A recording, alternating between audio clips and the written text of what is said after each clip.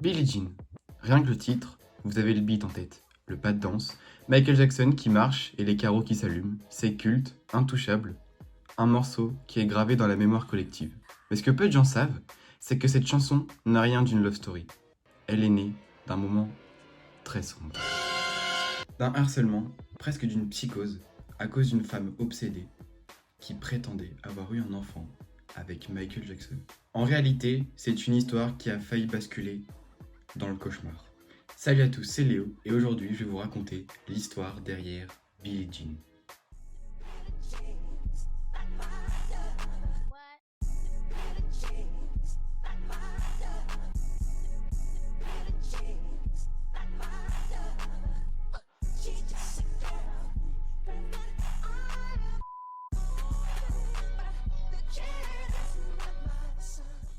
On est en 1982, Michael Jackson est en pleine création de l'album Thriller.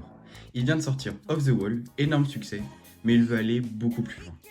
Il veut révolutionner la musique pop. Il bosse comme un fou, il dort peu et il est surtout obsédé par l'idée d'innover. Mais à côté de ça, il reçoit des lettres, beaucoup de lettres, certaines normales et d'autres plus inquiétantes. Parmi ces lettres, une lettre va revenir très souvent.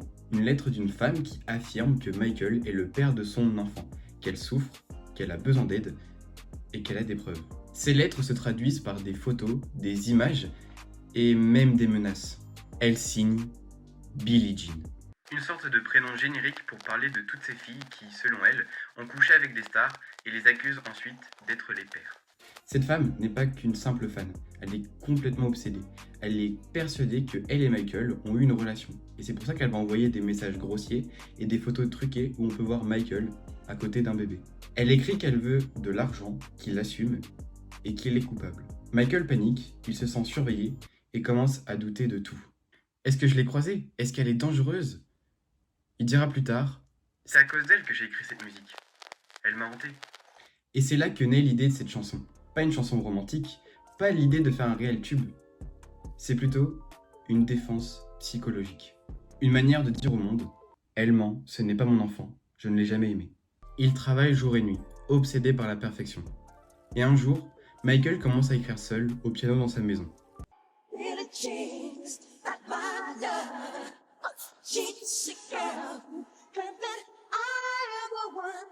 À la base, ça donne ça.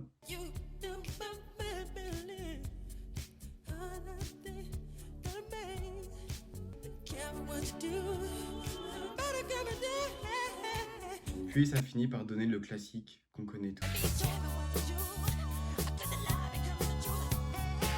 Mais cette musique, faut lui donner un nom. Et c'est pour ça qu'il va la nommer Billie Jean.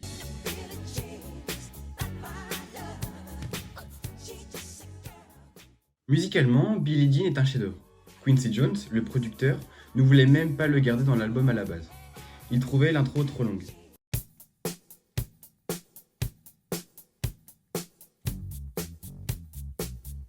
Michael s'est battu pour qu'elle reste telle qu'elle. Il disait « Cette intro me donne envie de danser ». Et il avait raison, puisque c'est devenu iconique. Et ça l'est notamment devenu grâce au clip qui sortira le 2 janvier 1983, et surtout ce moment inoubliable, la naissance du Moonwalk, lors de la performance télévisée, le Motown 25.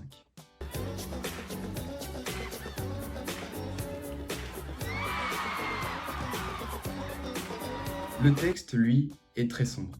C'est une défense, une accusation inversée. Il explique qu'il a été manipulé et piégé.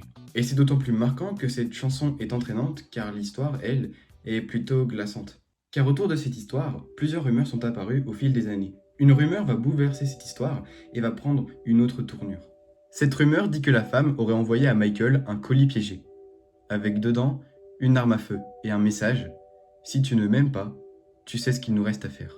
Certains affirment qu'elle voulait qu'ils meurent ensemble, un double suicide, un peu comme un pacte morbide. Cet événement le traumatise énormément. Il commence à faire des cauchemars et il se sent constamment menacé. Il décide alors de canaliser sa peur et son angoisse dans la musique. Mais cette histoire n'a jamais vraiment été prouvée. C'est une légende urbaine, probablement amplifiée avec les fans et la presse. Pourtant, elle est restée dans l'imaginaire collectif, parce qu'elle colle parfaitement avec l'ambiance paranoïaque du morceau. Le harcèlement vécu par Michael Jackson à travers cette mystérieuse Billie Jean n'est pas un simple épisode isolé. C'est un événement qui a profondément marqué sa psychologie, son comportement et même sa manière de concevoir la célébrité. Michael Jackson, déjà très sensible, a vu sa méfiance naturelle se transformer en véritable paranoïa après cet incident. Il a commencé à craindre que tout le monde autour de lui ait des intentions cachées. Cette expérience l'a renforcé dans l'idée que la célébrité attire les obsessions, les manipulations, voire la folie. Il confiera plus tard qu'il a eu de plus en plus de mal à faire confiance, et même à ses proches. À partir de là, il s'est entouré de plus de gardes du corps, a renforcé la sécurité à Neverland lorsqu'il le fera construire, et a drastiquement réduit ses sorties en public. Le choc émotionnel et la peur du harcèlement ont poussé Michael Jackson à se refermer sur lui-même. Il multipliait les séjours loin des caméras, refusait de répondre aux journalistes et vivait une grande partie de sa vie derrière des murs ou des rideaux. Il se réfugiait dans sa musique, dans la création, dans des univers qu'il contrôlait. Cette tendance à se couper du monde a contribué à nourrir l'image d'un Michael Jackson étrange, alors qu'en réalité, il cherchait avant tout à se protéger.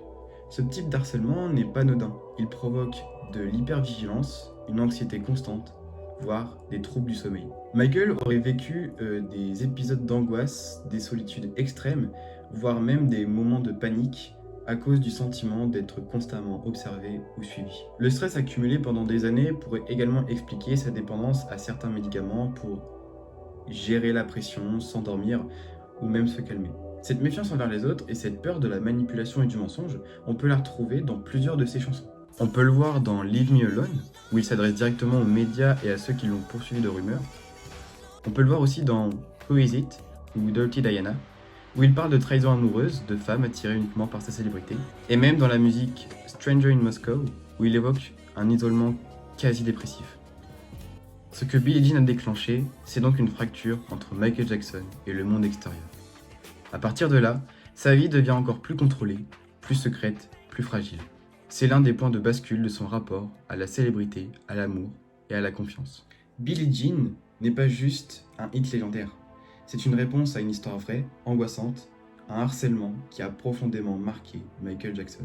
Derrière la musique se cache une femme obsédée, des lettres, voire peut-être une arme, et une peur constante. Ce morceau, c'est plus qu'un tube. C'est une façon pour Michael de crier sa vérité et de se protéger. Et surtout de transformer une menace en un véritable chef-d'œuvre. Now I remember when I wrote Billie Jean, I was riding in my car down Ventura Boulevard. All I said to myself beforehand, I want to write a song with a great bass hook, you know, and I just let it go, really. And then several days later, you know,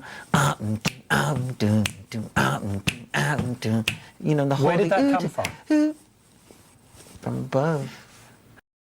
Donc voilà les gens, c'est déjà la fin de cette vidéo, j'espère qu'elle vous aura plu.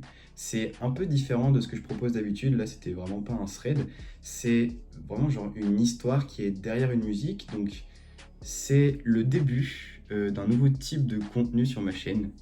Bon, ça change pas vraiment parce que je raconte quand même une histoire comme les threads, mais là je vais faire une pause dans les threads et commencer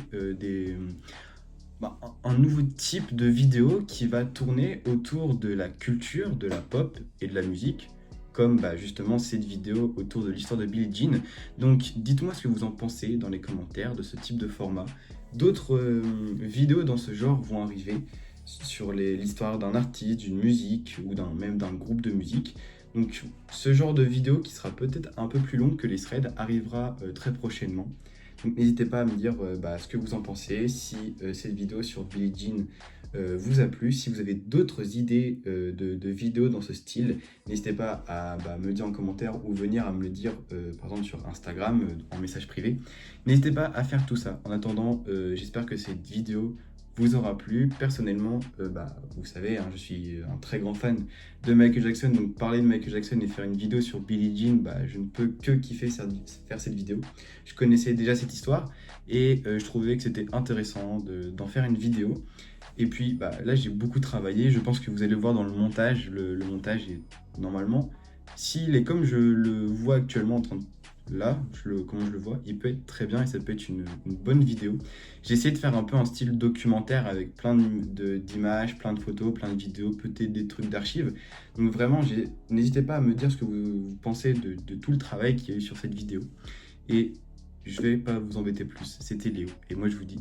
Ah si, attendez, je vais vous embêter encore un peu plus. N'hésitez pas à vous abonner, à mettre le petit like et à activer la cloche de notification pour ne rien rater, car d'autres vidéos vont arriver, car il y a déjà peut-être des vidéos en préparation, on ne sait pas. Mais en tout cas, c'était Léo. Et moi, je vous dis... Ciao.